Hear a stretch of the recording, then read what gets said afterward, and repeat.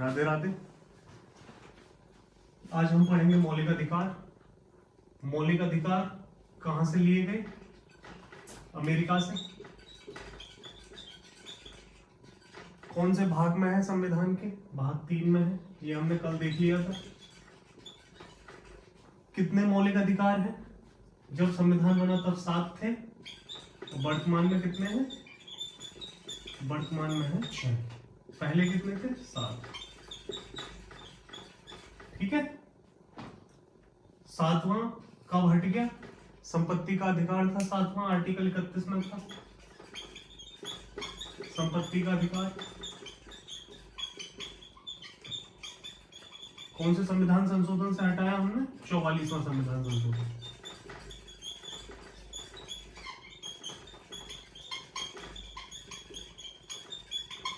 उन्नीस सौ 78। पेपर में पूछता है कि संपत्ति का अधिकार कौन से संविधान संशोधन से हटा था? 44वां संविधान संशोधन हुआ संविधान में कब? 1978 में। सरकार किसकी थी? कल ही बताया था, मोरारजी देसाई की सरकार थी उस टाइम। आर्टिकल 31 से हटा के हमने कहा डाल दिया था? आर्टिकल 300 के कै में। क्या बना दिया था? कानूनी अधिकार। मौलिक अधिकार से हटा के क्या बना दिया? कानूनी अधिकार। ठीक है। अब 6 रह गए। आर्टिकल 12 से लेकर 35 तक है मौलिक अधिकार। 6 में क्रम से हम पढ़ेंगे, एक एक आर्टिकल देखेंगे और उसी हिसाब से आगे शुरुआत करते हैं। पहला मौलिक अधिकार समानता का अधिकार। कितने आर्टिकल हैं इसमें? ये है आर्टिकल 14 से 18 तक। कल मैंने बताया था, एक बार फिर रिवीजन मार लो। आर्टिकल 14 में क्या है? कानून की या विधि की समानता। आर्टिकल 15 सार्वजनिक स्थलों पर प्रतिबंध से रोक, किसी के साथ भेदभाव नहीं किया जाएगा सार्वजनिक स्थलों एवं शिक्षण संस्थानों में जाने से। आर्टिकल 15। आर्टिकल 16 सार्वजनिक सेवाओं में अवसर की सभी के लिए समानता होगी, किसी के साथ भेदभाव नहीं किया जाएगा। 15 सार्वजनिक स्थल, 16 सार्वजनिक सेवाएं मतलब नौकरी के लिए है आर्टिकल 16। आर्टिकल 17 अस्पृश्यता का अंत या छुआछूत का अंत, डायरेक्ट आता है पेपर में आर्टिकल 17। आर्टिकल 18 उपाधियों का अंत। तो समानता का अधिकार कितने आर्टिकल तक था? 14 से 18 तक। ठीक है। अब आर्टिकल 19 पहला मौलिक अधिकार था हमारे। अब दूसरा मौलिक अधिकार क्या है? स्वतंत्रता का अधिकार।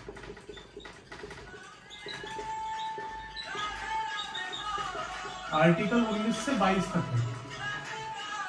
आर्टिकल 19 से 22 तक है हमारा स्वतंत्रता का अधिकार। एक एक आर्टिकल इसका भी हम देखेंगे। आर्टिकल 19 क्या है? स्वतंत्रता का अधिकार।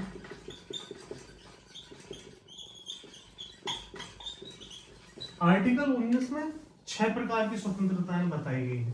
एक एक आर्टिकल हम उसका अंदर से पढ़ेंगे आर्टिकल 19 का, क्योंकि एग्जाम में आर्टिकल 19 के पार्ट आते हैं कि 19 का 1A क्या है, 1B क्या है, 1C क्या है, वो चीज हम यहाँ देखेंगे। तो आर्टिकल 19 के 6 भाग हैं। 19 के फर्स्ट का A क्या है? 19 के 1 का A है क्या? विचार एवं अभिव्यक्ति की स्वतंत्रता। विचार एवं अभिव्यक्ति की स्वतंत्रता क्या है ये? इसे ही हम बोलते हैं क्या? बहुत पूछा जाता है, प्रेस की स्वतंत्रता। हमें अपने विचार रखने की स्वतंत्रता है। आर्टिकल 19 के 1A को ही हम क्या बोलते हैं? प्रेस की स्वतंत्रता। ठीक। पेपर में डायरेक्ट आती है कि प्रेस की स्वतंत्रता किस आर्टिकल में? 19 के पार्ट ए के ए भाग में। ठीक है। 19 का 1 6 भागों में विभाजित है, तो वो हम पूरा देखेंगे। विचार एवं अभिव्यक्ति स्वतंत्रता या प्रेस की स्वतंत्रता। इसमें एक चीज और आती है क्या? सूचना का अधिकार। हम जो आरटीआई लेते हैं, सूचना का अधिकार, ये भी आर्टिकल 19 में ही आ रहा है। सूचना का अधिकार। सूचना का अधिकार हम सभी को पता है, जब हम आरटीआई फाइल करते हैं तो वहां से हमें सूचना मिलती है आरटीआई डालने के बाद। कब पास हुआ था सूचना का अधिकार अधिनियम? कब बना था ये? 12 अक्टूबर 2005 में। 12 अक्टूबर 2005 में सूचना का अधिकार अधिनियम बना, मतलब पास हो गया संसद में। कौन थे उस टाइम राष्ट्रपति? पूछते हैं कि कौन से राष्ट्रपति थे जिन्होंने ये पास किया था? वो थे एपीजे अब्दुल कलाम। एपीजे अब्दुल कलाम हमारे राष्ट्रपति थे। 2002 से 2007 तक रहे थे। ये पास हुआ था 12 अक्टूबर 2005। डेट बहुत इंपॉर्टेंट है, एसएससी में डायरेक्ट डेट आती है। ठीक है, राष्ट्रपति उस टाइम एपीजे अब्दुल कलाम थे। इनकी एक किताब है बहुत इंपॉर्टेंट, उसका नाम है क्या? Wings of fire. वो क्या किताब है इनकी? पेपर में डायरेक्ट आती है, कौन सी? Wings of fire. Wings of fire किसकी किताब है? APJ Abdul Kalam. Direct paper में मिलेगी देखने के लिए। अब यहीं से एक चीज और, एक राष्ट्रपति है कहां के? अमेरिका के। उनका नाम है विल क्लिंटन। ये मेरे अभी सीपीओ में आया 2023 में कि विल क्लिंटन जो राष्ट्रपति थे अमेरिका के, उन्होंने कौन सी किताब लिखी थी? इन्होंने किताब लिखी थी, क्या नाम था उस किताब का? My life. और ये सीपीओ का पहला ही क्वेश्चन था मेरी शिफ्ट का। तो किताबें जो इंपॉर्टेंट राष्ट्रपति किसी भी देश के हों, उनकी किताबें बहुत इंपॉर्टेंट रहती हैं। तो 19 का 1 ये समझ आया क्या है? विचार और अभिव्यक्ति की स्वतंत्रता है, जिसे हम प्रेस की स्वतंत्रता भी कहते हैं, और सूचना का अधिकार भी हमारे इसी में आ रहा है। अब 1 का बी देखो, 6 पार्ट है इसके, 6 हम देखेंगे। एग्जाम में ये ज्यादा आजकल पूछे जा रहे हैं। पूछ लेगा कि बताओ कौन सा आर्टिकल 19 का भाग नहीं है, या पूछ लेगा कि 19 का 1D क्या है। ठीक है भाई, आर्टिकल 19 में स्वतंत्रताएं हैं। तो कितने प्रकार की स्वतंत्रता है? 6 प्रकार की। कौन कौन सी है हम वो देख रहे हैं। ठीक है, अब आर्टिकल 19 का पार्ट ए का बी, इसमें क्या है? पहले में हमें स्वतंत्रता थी, विचार और व्यक्ति की स्वतंत्रता। इसमें क्या है? इसमें हमें है क्या? सभा करने की स्वतंत्रता।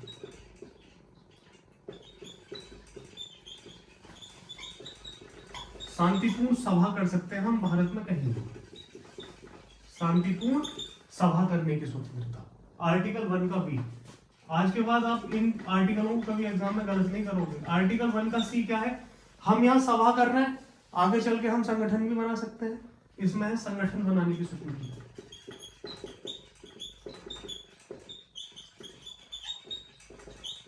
वन के सी में क्या है? संगठन बनाने की स्वतंत्रता। संगठन हमारा बन गया। 1 के डी में क्या है? संगठन हमारा बन गया, तो हम संगठन के साथ पूरे देश में कहीं भी भ्रमण कर सकते हैं, भ्रमण की स्वतंत्रता। अब संगठन हमारा आगे चलेगा भाई, जब घूम रहे हैं कहीं ना कहीं रुकेगा भी। 19 के 1 का ई, भ्रमण की स्वतंत्रता हमारी हो गई। भ्रमण की स्वतंत्रता के बाद हम कहीं रुकेंगे तो निवास की भी हमें स्वतंत्रता है। हम पूरे भारत में कहीं भी घर खरीद सकते हैं, निवास की स्वतंत्रता। कहीं भी हम घर खरीद सकते हैं ना पूरे इंडिया में, कोई रोक टोक तो हमारे ऊपर है नहीं। क्यों? हमारा मौलिक अधिकार है वो, आर्टिकल 19 के 1 का ई। ठीक है, निवास की स्वतंत्रता। अब 19 के 1 का जी, एफ हटा दिया है। एफ में क्या था? आर्टिकल 31 में और आर्टिकल 19 के एफ में क्या था? संपत्ति के अधिकार के बारे में थे, और वो 44वें संविधान संशोधन से हटा दिए गए 1978 में। आर्टिकल 31 भी संपत्ति के अधिकार से संबंधित था। आर्टिकल 19 के 1 का एफ भी संपत्ति के अधिकार की स्वतंत्रता से संबंधित था, वो 44वें संविधान संशोधन से हटा दिया 1978 में। सरकार थी मोरारजी देसाई की। 19 के 1 का जी क्या है? अब हम अगर निवास कर रहे हैं कहीं तो व्यापार भी तो करेंगे, जीने के लिए कुछ चाहिए ना, तो यहाँ है व्यापार की स्वतंत्रता। हम अपने देश में कोई भी व्यापार कर सकते हैं, कोई रोक टोक तो है नहीं, व्यापार की स्वतंत्रता। अब याद रहेंगे ना ये 1 के 19 के 1 ए में क्या था? विचार एवं अभिव्यक्ति की स्वतंत्रता या प्रेस की स्वतंत्रता या सूचना का अधिकार, आरटीआई। 19 के 1 के बी में क्या था? कहीं भी हम शांतिपूर्ण सभा कर सकते हैं। सभा कर रहे हैं तो संघ भी बनाएंगे, संघ बनाएंगे तो घूमेंगे भी, घूमेंगे तो निवास भी करेंगे, कहीं निवास करेंगे तो वहां व्यापार भी करेंगे। याद रखेंगे ना क्रम से। बी में सभा, सी में संगठन, डी में भ्रमण, ई में निवास और जी में व्यापार की स्वतंत्रता। एफ हट गया है संपत्ति का अधिकार। तो याद रहेगा ना आर्टिकल 19 पूरा पोर्शन। कहीं भी एग्जाम में आ जाओ, एसएससी इसके पार्ट पूछती है, अब ये गलत नहीं होगा तुम्हारा। अब आर्टिकल 20 20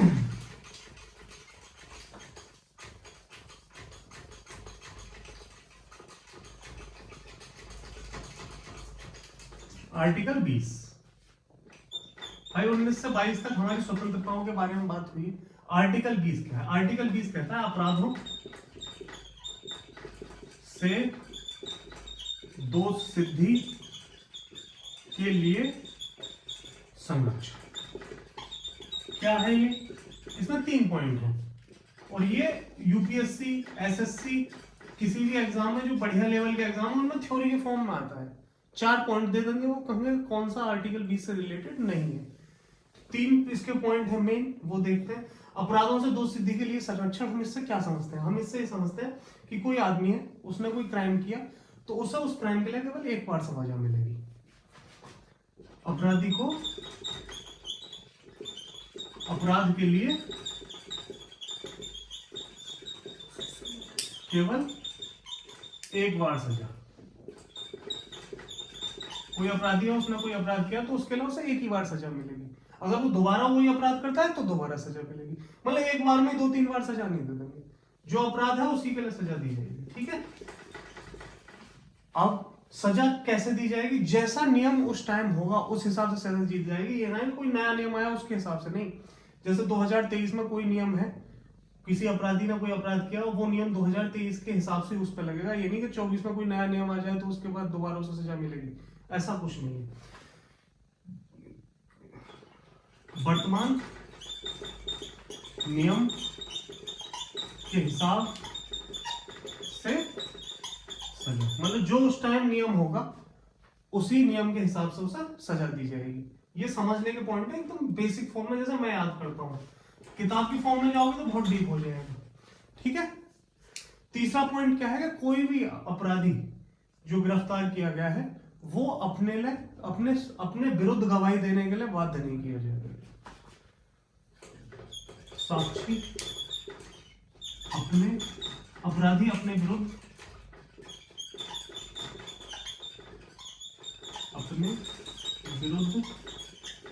गवाही देने के लिए बाध्य नहीं किया जाएगा। बाध्य नहीं किया जाएगा।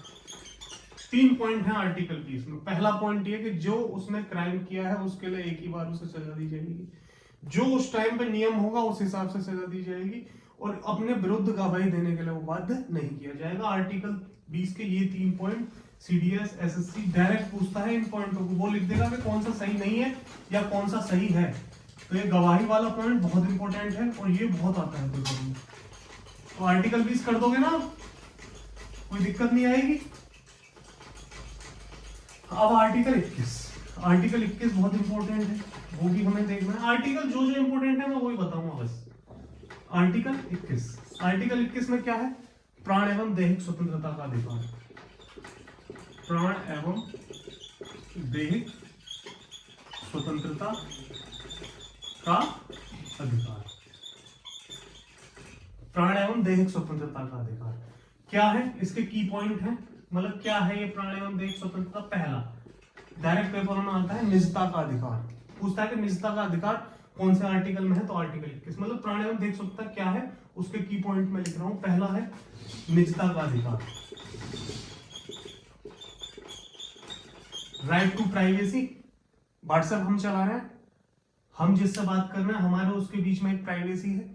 कोई उस प्राइवेसी को व्हाट्सएप लीक नहीं कर सकता है। क्यों? क्योंकि हमारा आर्टिकल 21 का हनन हो जाएगा।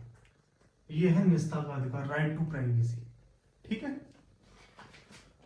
अब दूसरा, विदेश यात्रा करने का अधिकार। हम विदेश की यात्रा कर सकते हैं, कोई हमें रोकेगा नहीं।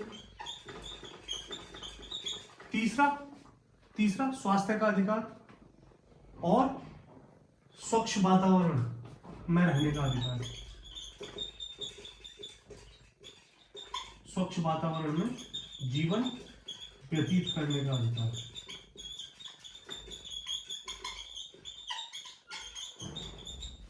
मतलब स्वच्छ वातावरण और पर्यावरण हमारा शुद्ध होगा, ये भी हमारा आर्टिकल 21 के तहत हमारे मौलिक अधिकार है। मतलब हम स्वच्छ वातावरण में जीने का अधिकार रखते हैं, हम विदेश की यात्रा करने का अधिकार रखते हैं, हम निजता का अधिकार रखते हैं, जैसे राइट टू प्राइवेसी कहा जाता है। और ये यूपीएससी 2021 में शायद पूछा था। निजता का अधिकार कौन से आर्टिकल में। हम हमारी गलती क्या है कि हम नॉर्मली आर्टिकल 21 में ये चीज पढ़ लेंगे बस। पेपर में क्वेश्चन ये आ रहे हैं आजकल, पूछ लेगा कि पर्यावरण संबंधी स्वच्छ पर्यावरण में रहने के लिए हमारा एक जीवन का अधिकार है कौन से आर्टिकल में, तुरंत हम आर्टिकल 19 लगा देंगे, क्योंकि उसके अलावा हमें और किसी की चीजें डीप पता ही नहीं है। तो आर्टिकल 21 में है। हम विदेश की यात्रा कर सकते हैं कौन से आर्टिकल से, 21 से। हम निजता का अधिकार रखते हैं, राइट टू प्राइवेसी, कौन से आर्टिकल से, 21 से। आया समझ? आगे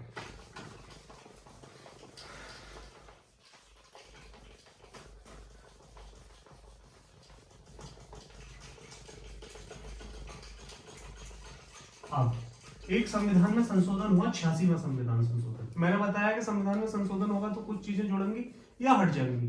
कौन सा संविधान संशोधन हुआ? 86वां संविधान संशोधन।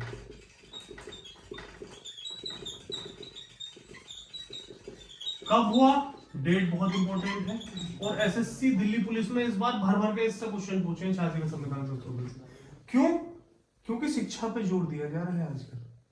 शिक्षा को और पर्यावरण पे, इन्हीं दो चीजों पे जोर है। अगर करंट अफेयर में पर्यावरण के इश्यू और टेक्नोलॉजी पढ़ दोगे तो हर पूरी करंट कंप्लीट हो जाएगी तुम्हारी। अवार्ड वगैरह आना बंद हो गए।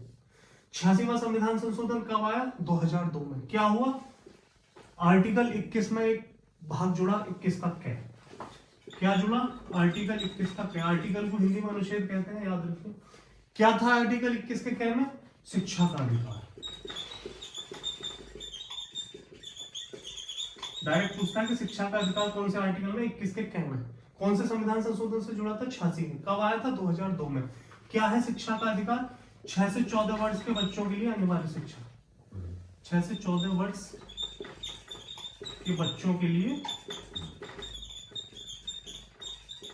अनिवार्य शिक्षा। ये है आर्टिकल 21 का कै। लागू हुआ 1 अप्रैल 2010 में। लागू की डेट पूछ लेते हैं। लागू 1 अप्रैल 2010। 1 अप्रैल 2010 में 2009 में एक अधिनियम आया था अनिवार्य एवं मुफ्त शिक्षा का। तो मुफ्त शिक्षा वाली बात जो लागू हुई वो हुई 1 अप्रैल 2010 में। पूछेगा 86वां संविधान संशोधन लागू 2010, 1 अप्रैल 2010। यूपीएससी नहीं हुआ। ठीक है, यही 4 पॉइंट इससे बन सकते हैं केवल। तो मुफ्त शिक्षा वाला जो अधिनियम आया 2009 में, कब लागू हो गया? 1 अप्रैल 2010 में, जो आर्टिकल 86 से रिलेटेड था। ठीक है, आर्टिकल 21 के कै में शिक्षा का अधिकार है। 86वें संविधान संशोधन 2002 से ये जुड़ा है। 21 के कै तक हो गया पूरा। ठीक, अब आर्टिकल 22। अभी हम स्वतंत्रताओं के बारे में पढ़ रहे हैं। इसमें क्या है? आर्टिकल 22 में गिरफ्तारी,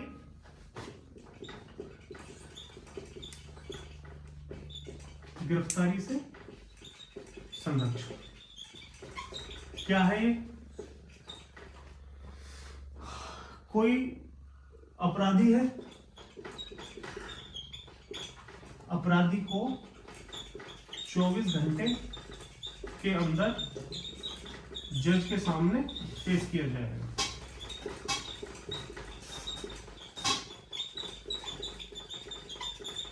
सीआरपीसी की धारा 57।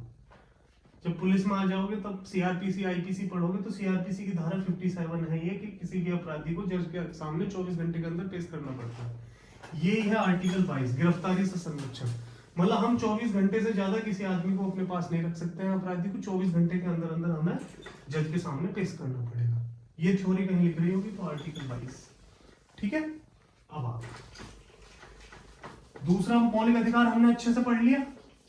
6 हमें पढ़ने हैं, 7वां हमारा हट चुका है। अब तीसरा मौलिक अधिकार, उसमें कितने आर्टिकल हैं वो हम देखेंगे। एक एक आर्टिकल हम बढ़िया तरह से लिखेंगे। तीसरे मौलिक अधिकार में क्या है? शोषण के विरुद्ध अधिकार। शोषण के विरुद्ध अधिकार, आर्टिकल 23 और 24। शोषण के विरुद्ध अधिकार क्या है ये आर्टिकल 23-24? आर्टिकल 23 क्या कहता है? आर्टिकल 23 कहता है बलात्श्रम एवं मानव के क्रय विक्रय पर प्रतिबंध, जिसे हम बेगार बोलते हैं, एवं मानव के क्रय विक्रय पर प्रतिबंध। आर्टिकल 23 हमसे कहता है कि किसी पर हम बेगार नहीं करा सकते और मानव का क्रय विक्रय नहीं कर सकते। मतलब लोगों को जो बेचने का तस्करी होती है ना, मानव तस्करी, वो प्रतिबंधित है आर्टिकल 23 के तहत। वो क्या है? क्राइम है। अगर हम मानव की बिक्री कर रहे हैं, तस्करी कर रहे हैं, मानव को बेच रहे हैं या खरीद रहे हैं, तो वो क्या है? आर्टिकल 23 के तहत एक अपराध है। हम सुप्रीम कोर्ट या हाई कोर्ट जा सकते हैं आर्टिकल 32 और 226 के तहत। ठीक है, आर्टिकल 23 समझ आया? बलात्संग मतलब बेगार कराना किसी से, एवं मानव के क्रय विक्रय पर प्रतिबंध। आर्टिकल 24 क्या है? 23 और 24 पेपर में बहुत आते हैं, बालक कंफ्यूज हो जाता है, वो सीधे एक ही चीज लगाता है कि बाल श्रम पर प्रतिबंध। आर्टिकल 24 है बाल श्रम पर प्रतिबंध। बाल श्रम पर प्रतिबंध क्या कहता है इसमें? थोड़ा सा हमें जाना है अंदर। कितने उम्र से कम उम्र के बच्चे किसी कारखाने या खान में काम नहीं कर सकते? 14 वर्ष से कम। 14 वर्ष। ये यूपीएससी ने ईपीएफओ का एग्जाम कराया था 2021 में, उसमें आया था कि आर्टिकल 24 में कितनी उम्र से कम के बच्चे किसी खाने या उसमें काम नहीं कर सकते? 14 वर्ष से कम। 18 नहीं लगाना है, 14 वर्ष। आर्टिकल 24 क्या है? बाल श्रम पर प्रतिबंध। आर्टिकल 23 क्या है? मानव के क्रय विक्रय पर प्रतिबंध। आर्टिकल 24 बाल श्रम पर प्रतिबंध। ध्यान रखना है आर्टिकल 24। कितनी साल से कम उम्र का बालक किसी खदान या खनन में काम नहीं करेगा? 14 वर्ष से कम। 14 वर्ष से कम उम्र का बच्चा किसी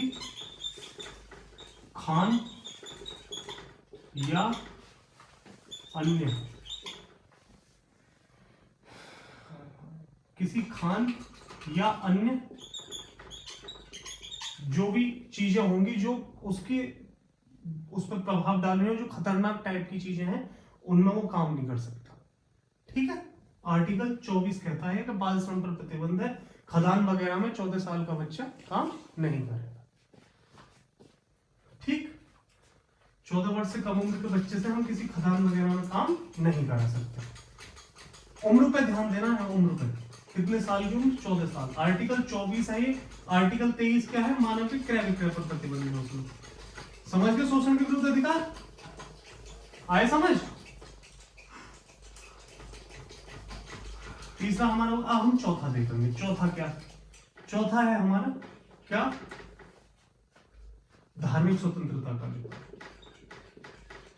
धार्मिक स्वतंत्रता का अधिकार। आर्टिकल 24 तक तो हो गए। आर्टिकल 25 से 28 तक इसमें है। क्या है? धार्मिक स्वतंत्रता। हमें अपने धर्म की स्वतंत्रता है। हम कोई भी धर्म अपना सकते हैं, अपने धर्म के लिए कोई भी कार्य कर सकते हैं, चंदा इकट्ठा कर सकते हैं। ये सब चीजें कौन से आर्टिकल में है? आर्टिकल 25 से लेकर 28 तक है। नॉर्मली एग्जामों में ये आर्टिकल वैसा नहीं पूछता है, केवल समझाने के लिए बता दिए। जो जो पूछता है वो मैं सब बताऊंगा। अब पांचवा मौलिक अधिकार क्या है? सांस्कृतिक एवं शिक्षा संबंधी अधिकार। आर्टिकल 28 तक वहां हो गया। ये आर्टिकल 29 और आर्टिकल 30 इसमें आते हैं। सांस्कृतिक एवं शिक्षा संबंधी अधिकार, किस किस की शिक्षा और इनकी बात हो रही है इसमें, ये अलग है। आर्टिकल 29 में कहता है, आर्टिकल 29 क्या है? अल्पसंख्यकों के हितों का संरक्षण।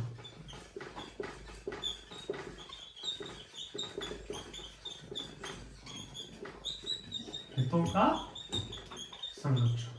अल्पसंख्यक कौन है? अल्पसंख्यक माइनॉरिटी जिसे कहते हैं, जैसे जैन, बौद्ध, ईसाई, इस धर्म के लोग हमारे अल्पसंख्यक हैं, माइनॉरिटी। आर्टिकल 29 में कहा गया है, आर्टिकल 29 कहता है कि अल्पसंख्यकों के हितों का संरक्षण करेगी सरकार। ठीक है, किस आधार पर? धर्म और भाषा के आधार पर।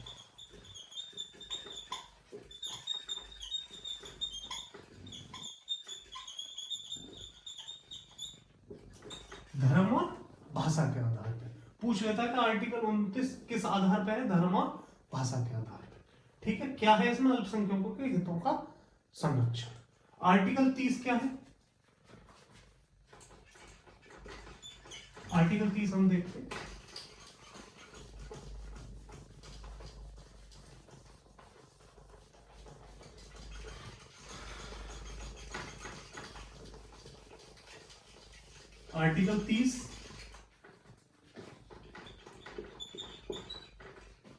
आर्टिकल 30 बोलता है कि अल्पसंख्यकों को शैक्षणिक संस्थाएं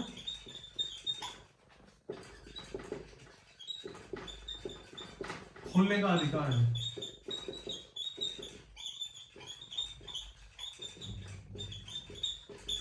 आर्टिकल 30 बोलता है कि अल्पसंख्यक लोग अपनी शैक्षणिक संस्थाएं खोल सकते हैं। ठीक है, और बहुत इंपॉर्टेंट आर्टिकल है। आर्टिकल 29 में है अल्पसंख्यकों के हितों का संरक्षण। आर्टिकल 30 में है कि अल्पसंख्यकों को शैक्षणिक संस्थाएं खोलने का अधिकार है, स्वतंत्रता है उन्हें अपनी शैक्षणिक संस्था खोलने की। ठीक है, धर्म और भाषा के आधार पर।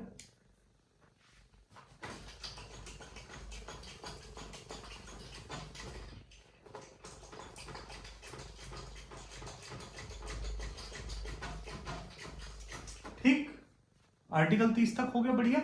आर्टिकल 31 हमारा हटी गया है, मैंने बताया ही था। आर्टिकल 31 में क्या था? संपत्ति का अधिकार था।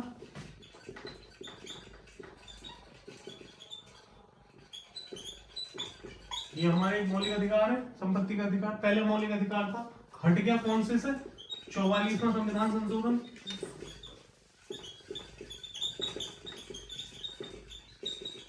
1978 से कहां पहुंच गया है? आर्टिकल 300 के क्या में क्या बन गया है? कानूनी अधिकार। ठीक है, 31 तक पूरा। अब 4, 5, 6 तक हमारे हो गए। अब 7 में भाई एक हमारा हट गया है, 6 बचे हैं ना। अब तो 7 में से एक हटा दो तो अब 6 रह गए। अब हम उसे देखेंगे जो एक मौलिक अधिकार हमारा बचा है, उसे देखते हैं कौन सा है वो।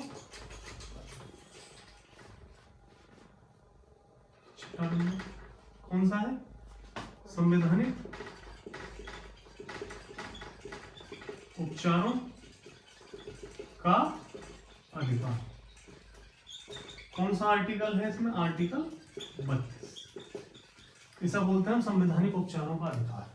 ठीक है, मैंने पहले बताया था अगर मौलिक अधिकारों का कोई हनन करता है तो हम सुप्रीम कोर्ट जा सकते हैं आर्टिकल 32 के तहत। कहां? Supreme court. क्या करता है सुप्रीम कोर्ट? 5 रिट जारी करता है। ठीक है, ध्यान रखो कितनी रिट जारी करता है? 5 पूछ लेता है। और आर्टिकल 226 के तहत हम कहां जा सकते हैं? 226 के तहत हाई कोर्ट, जिसे बोलते हैं हम उच्च न्यायालय, और इसे क्या बोलते हैं हम? सर्वोच्च न्यायालय।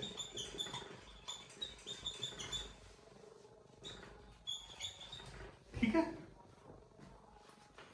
5 रिट जारी करता है सुप्रीम कोर्ट आर्टिकल 32 के लिए। आर्टिकल 32 को भीमराव अंबेडकर साहब ने क्या कहा?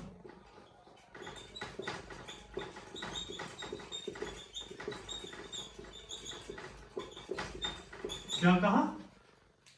संविधान की आत्मा और हृदय।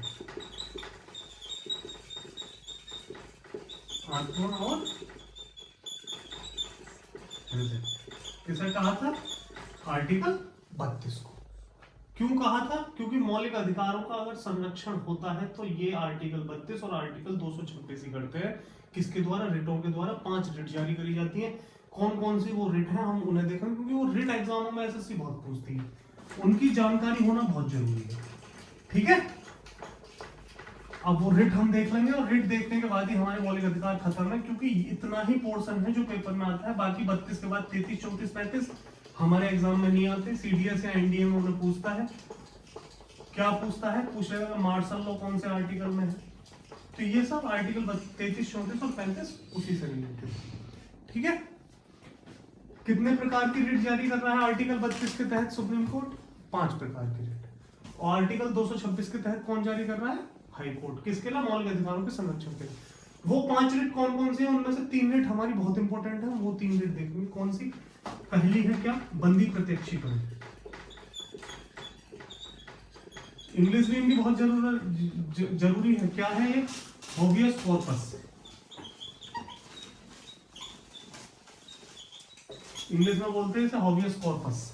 लिखा आता होबियस कॉर्पस ही लिखा आएगा वहां पेपर में, पूछेगा होबियस कॉर्पस क्या है। हम नहीं कर पाते क्योंकि हमें पता रहता बंदी प्रत्यक्षीकरण।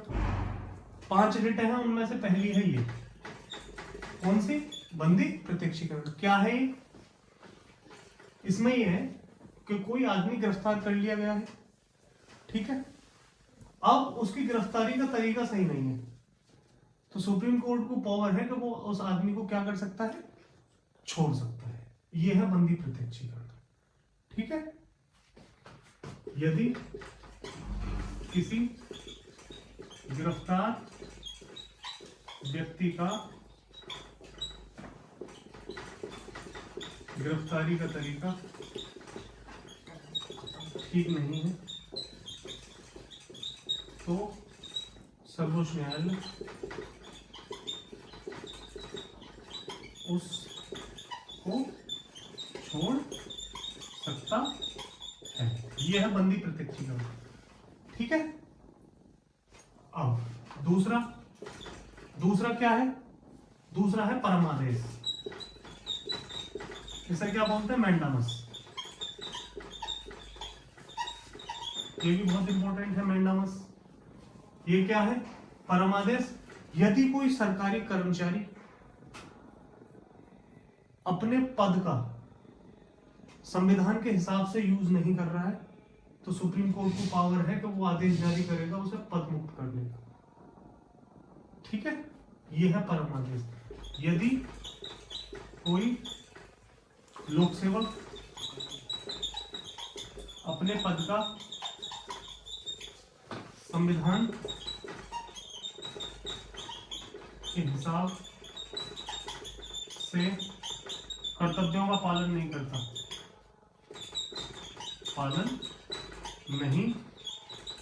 है तो सुप्रीम कोर्ट क्या करेगा, उसे पद से हटा देगा। ये है परमादेश। पहले में क्या था कि किसी की गिरफ्तारी का तरीका ठीक नहीं है, अगर वो रिट डाल देता है सुप्रीम कोर्ट पर तो वो छोड़ दिया जाएगा, वो है बंदी प्रत्यक्षीकरण, किसी को बंद करके नहीं रख सकते। परमादेश, यदि कोई लोक सेवक अपने पद का संविधान के हिसाब से कर्तव्यों का पालन नहीं करता है तो वो उस पद से हटा दिया जाएगा। अब तीसरा, ये 3 बहुत इंपॉर्टेंट है, परमादेश, बंदी प्रत्यक्षीकरण, होबियस कॉर्पस, मैंडामस, और तीसरा अधिकार प्रक्षा, जैसे हम बोलते हैं कोवारंटो। तीनों की इंग्लिश इंपॉर्टेंट है और तीनों ही इंपॉर्टेंट है। कोवारंटो क्या है वो देख लो एक बार, उसके बाद क्लास खत्म। कोवारंटो, अधिकार रक्षा। क्या है, कोवारंटो। इंग्लिश तीनों की जरूरी है, ये इंग्लिश में ही खेलती है एसएससी में। अधिकार रक्षा क्या है, यह कोई ऐसा व्यक्ति जो उस पद के लायक नहीं है और उस पद पर पहुंच गया है। मान लो जैसे कोई है, अब उसने है वो जनरल का और ओबीसी के सर्टिफिकेट से वो चला गया, तो वो अगर सुप्रीम कोर्ट में उसकी शिकायत हो जाएगी तो वो उसको नौकरी से हटा दिया जाएगा। ऐसा व्यक्ति जो उस पद के लायक नहीं है और उस पद पर पहुंच गया है तो वो सुप्रीम कोर्ट उसे वहां से हटा देगा। क्या है वो, अधिकार रक्षा।